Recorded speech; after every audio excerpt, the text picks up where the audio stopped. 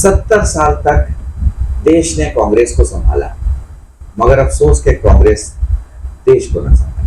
आप किस हिंदुस्तान को देखना पसंद करते हैं? ऐसे हिंदुस्तान को जो किसी का पिट्ठू हो, झुका हुआ हो, सुनता हो, पीछे चलता हो, या ऐसे हिंदुस्तान को देखना चाहते हैं कि रशिया और यूक्रेन में वॉर हो रहा हो तो वो दोनों को मुसालियत की बात करें, और आज की डेट में ईरान और इजराइल में झगड़ा हो रहा हो तो वो दोनों के बीच खड़ा होकर कहे कि भाई युद्ध बंद होना चाहिए।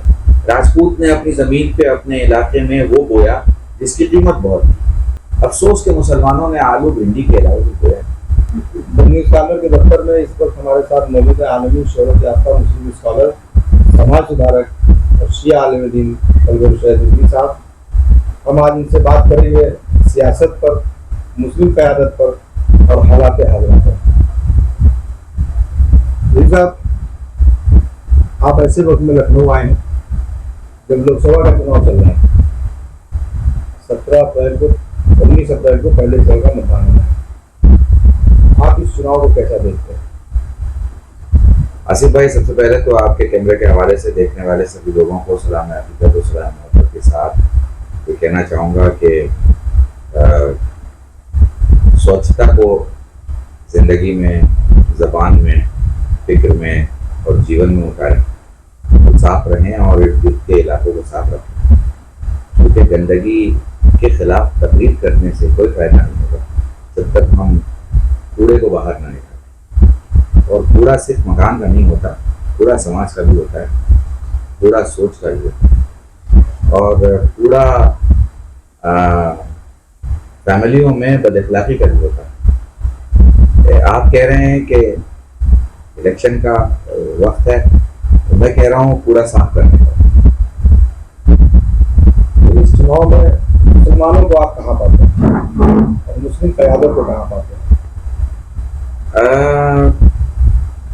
मुसलमान जब हम बोलते हैं आसिफ भाई, तो मसला ये है कि मुसलमान अपने नाम से बिल्कुल मुख्तलिफ हो गए। जैसे मुसलमान का नाम आता है तो होना ही चाहिए कि ईमानदारी भरपूर हो, होना ही चाहिए कि अक्ल भरपूर हो, होना ही चाहिए कि तालीम भरपूर हो, होना ही चाहिए कि सदाकत और सच्चाई भरपूर हो, होना ही चाहिए कि वफादारी भरपूर हो। लेकिन जब हम मुसलमान बोलते हैं तो इन मानों से दूर हम मुसलमान को पाते हैं। उसकी वजह कुछ और रही है। यही वजह है कि पिछले 70 साल मुसलमानों ने जो सियासी बेवकूफ़ियाँ की, उसका अंजाम उनकी इस नस्ल को भुगतना पड़ा। अगर उन्होंने अक्लमंदी से अपनी ज़मीन में वो फसल बोई होती जिसकी कीमत ज़्यादा होती है, जिसकी कीमत ज़्यादा मिलती है, तो उन्हें वो नुकसान नहीं भुगतना पड़ता। मैं शायद एक मिसाल में अपनी बात कह पाऊँ, और ये वही लोग समझ पाएंगे जो सियासत को समझते हैं। 1 एकड़ ज़मीन दलित के पास भी थी, 1 एकड़ ज़मीन ब्राह्मण के पास भी थी, 1 एकड़ ज़मीन राजपूत के पास भी थी, और 1 एकड़ ज़मीन मुसलमान के पास थी। सबके पास 1 एकड़ ज़मीन थी, और ज़मीन देने वाले ने कह दिया भैया जो बोओगे उसे बेचो और जो पैसा मिलेगा उसे जियो। राजपूत ने अपनी ज़मीन पे अपने इलाके में वो बोया जिसकी कीमत बहुत थी, ब्राह्मण ने वो बोया जिसकी कीमत बहुत थी, दलितों ने भी वो बोया जिसकी कीमत बहुत थी। अफसोस के मुसलमानों ने आलू भिंडी के अलावा भी बोया।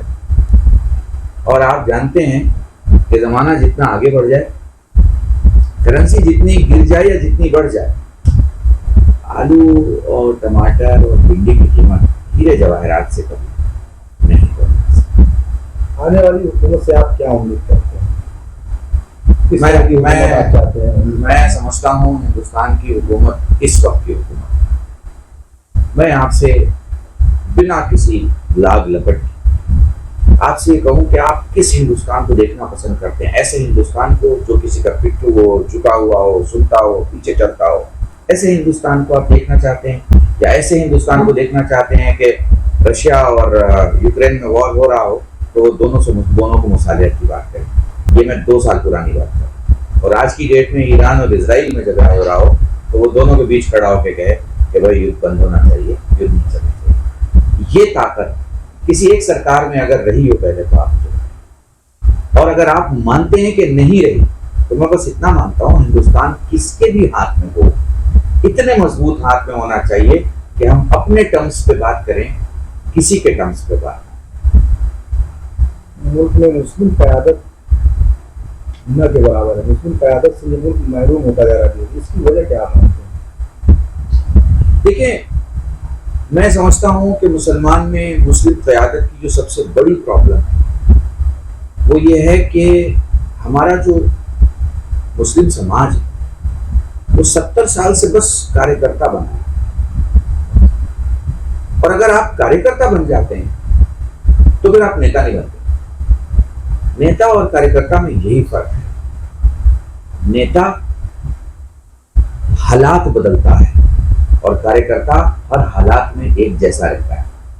आपने दोनों हुकूमतें देखी हैं, कांग्रेस की भी और बीजेपी की भी 10 साल से आप देख रहे हैं। अगर दोनों की तुलना की जाए तो कौन सी हुकूमत आपकी नजर में बेहतर है? देखिए, मैं कम बेहतर और बेहतर के तराजू में ना तोल के अपने अल्फाज में इसे यूं कहना चाहूंगा, 70 साल तक देश ने कांग्रेस को संभाला, मगर अफसोस के कांग्रेस देश को न संभाला। आज मैं आपको बताऊं, श्री राहुल गांधी अगर रोड पे आते हैं और रोड पे भीड़ आती है तो खबर राहुल के आने से नहीं बनती, खबर भीड़ के आने से बनती है। ये भीड़ जो आ रही है कौन है? भारत ही तो है। तो आज भी भारत ही तो संभाल रहा है। तो मेरा इतना मानना है, हर वो सियासतमदार कामयाब होगा जो भारत को संभालने की बात करेगा, ना कि भारत के हाथों से खुद अपनी कोठी, अपना बंगला, अपना मोटर, अपनी कार, अपना सफर और अपनी फ्यूचर को संवारने की बात।